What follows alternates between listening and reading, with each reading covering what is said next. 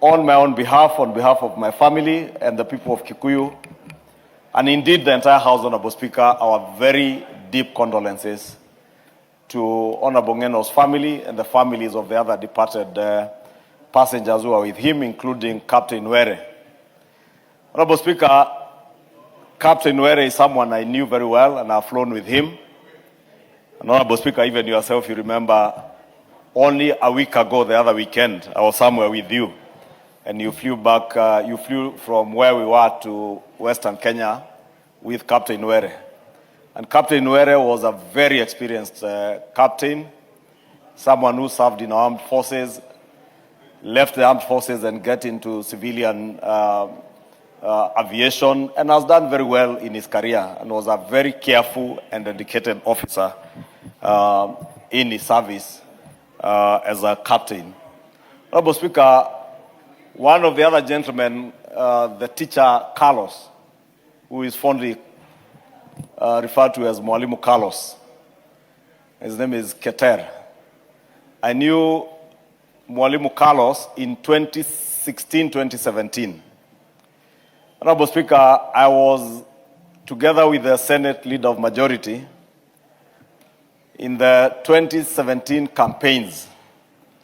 We were designated by the then president to go and campaign in Narok County. And I spent a lot of time in Emurua Dikir. And Carlos is a gentleman because he was the campaign manager for the man who was running against Johanna Ng'eno, who was organizing all our rallies in Emurua Dikir, wherever we went there. And we put up a spirited campaign, but Johanna Ng'eno put a very strong defense. And even with the Jubilee wave in 2017, Johanna Ng'eno on a Kanu ticket trounced us, and we lost that election. And I'm saying this, Honorable Speaker, because Carlos was the one who was running the campaign of the other Keter who was running against Johanna in 2017. And as fate would have it, years later, Carlos made up with Johanna, and that speaks to the person that Johanna Ng'eno was. He held no grudges against anybody. They made up, and in fact, Honorable Speaker, I dare say that Carlos was recently recruited by TSC, and the Member of Parliament for Emurua Dikir, Honorable Johanna Ng'eno, had a big hand in helping him to get recruited by TSC as a teacher. And therefore, Honorable Speaker, I am speaking of people I know in person, the Honorable Ng'eno, Captain Were, Mwalimu Carlos, Keter, fine gentlemen whom we have lost. And it's indeed very sad for all the families. And I convey my condolences to all of them, all the 6 families who have lost loved ones. Honorable Speaker, Johanna Ng'eno, as I said, we campaigned against him in 2017. And I remember, and I was sharing with at his home yesterday, when he came back to this house in after the 2017 elections, we were friends because we joined this house together in 2013, and we continued with our friendship. And I remember challenging him and telling him, the only reason why I campaigned against you were 2 reasons. 1, because you are still single. 2, and you have the energy to fight. 2, because you are on another party against Jubilee. Order. The member, is it from Isiolo? Walk to the bar and do what is necessary. Even in the middle of excitement, don't violate house rules. Honorable Speaker, you must forgive Honorable Momina. She crossed the floor in excitement. You know, she just delivered a seat to UDA in Isiolo South, together with the other members for Isiolo. So she's very excited. Honorable Speaker, I was saying, Honorable Ng'eno, as I said of him, never held grudges against anybody. And I remember when we came back after the 2017 elections, we, together with a few colleagues, including my good friend here, Honorable Nelson Koech, we told Honorable Ng'eno, you have completed 1 term of parliament as a bachelor. You cannot continue being a bachelor. And he told us, watch this space. And I'm glad that within the last parliament, the Honorable Ngeno found a good wife and married the love of his life. Is a widow now, Naina Ntutu.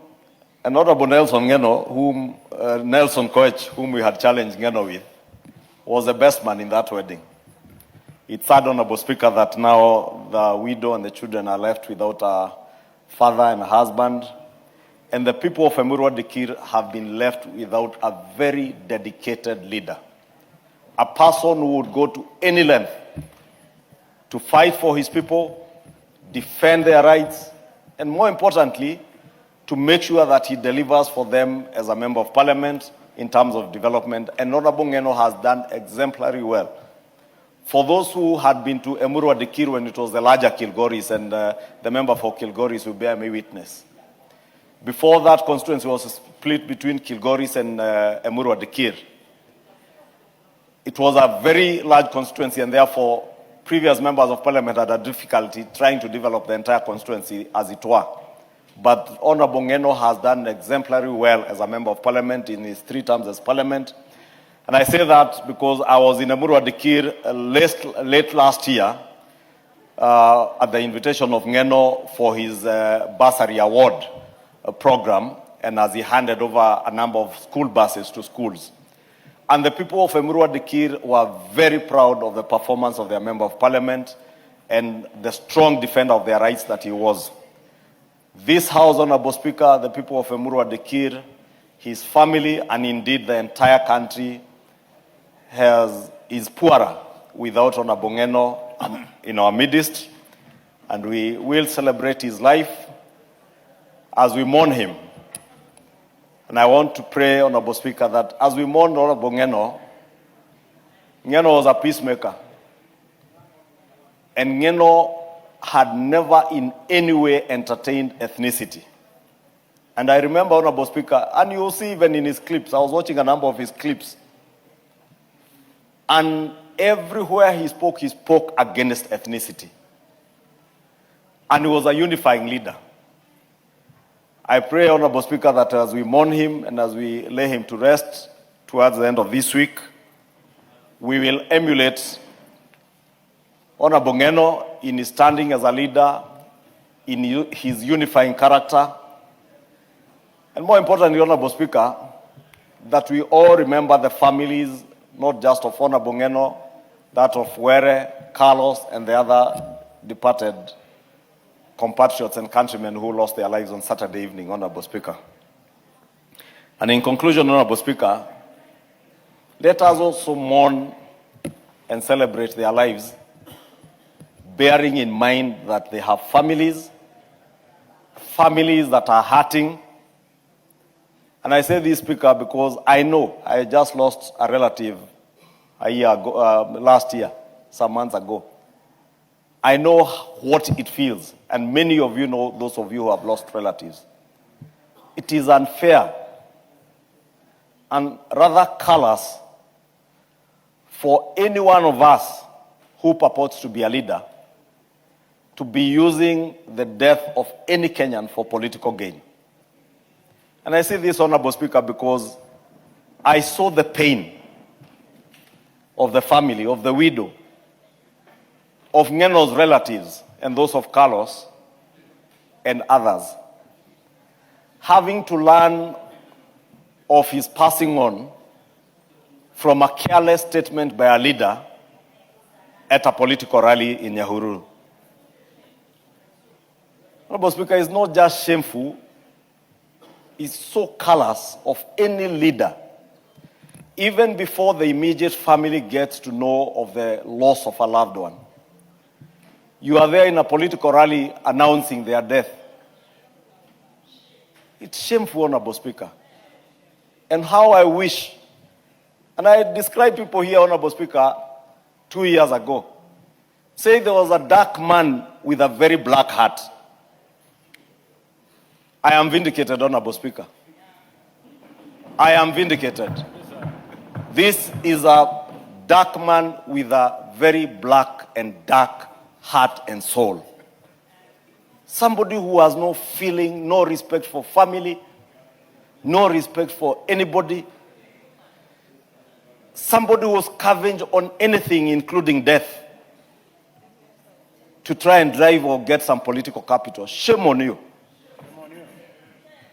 That you should use the departure of one of us to do your cheap ethnic-based politics, or even imagine that you can incite one sub-tribe against another or one community against another. Honorable Speaker, I say that because it was really hurting. Honorable Speaker, you were at Ngeno's house this morning. You saw how distraught that family is. It's sad that somebody who purports to be a leader, and I don't know of what because he leads nothing, can use such an opportunity to be seen like you are celebrating the passing on of another human being. That is what a man with a black heart does. That is what those with dark souls do. And I'll say shame on to them as we mourn our colleague and the 5 other Kenyans who lost their lives, including our friend Captain Nwere, who I have said, Honorable Speaker, was a very dedicated captain, very careful. And let us not speculate on the cause of the death or the accident. Let us allow the air traffic accident investigators to do their work. But also, let us also exercise caution wherever we are moving on the roads, the air, and be aware of our surroundings, including the weather patterns, especially around this rainy season. Honorable Speaker, allow me to end it there, and I beg to move. And may the souls of our departed colleague and the 5 other passengers rest in eternal peace. And may God Almighty give comfort to their families and rest their souls in eternal peace for those who have left us. I beg to move.